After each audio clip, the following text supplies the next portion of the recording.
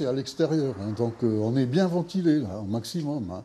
Mais bon, ça n'empêche pas que dans la cave, c'est 1200 quand même. Hein. Invisible et inodore, le radon est un gaz radioactif qui ne peut être détecté que par un appareil. Ici, on mesure 240 becquerels par mètre cube. Selon l'Agence mondiale de la santé, le radon est cancérigène. Il ne faut pas dépasser un seuil de 300 becquerels à l'intérieur d'une habitation.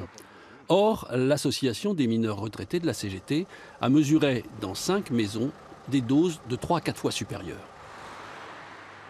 Or, les pouvoirs publics, ils font des mesures pour se rassurer dans les monuments publics, hein, la mairie, la salle polyvalente, l'église ou les écoles, mais dans les maisons, non. Dans les maisons, quand c'est urgent de ventiler. Voilà. Alors, pour moi, c'est un non-sens. Et quand il y a danger comme là, avec les mines, qui nous envoient le radon, ben, c'est au pouvoir public de régler le problème.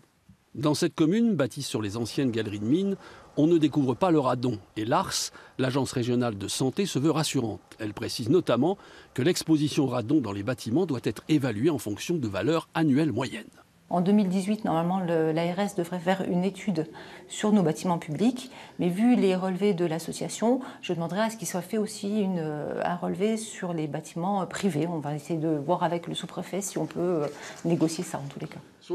L'Agence régionale de santé précise que suite à une alerte lancée en octobre 2016 par la CGT, une enquête est en cours sur une éventuelle recrudescence anormale de cancer à Autange. Ces conclusions devraient être rendues dans les mois qui viennent.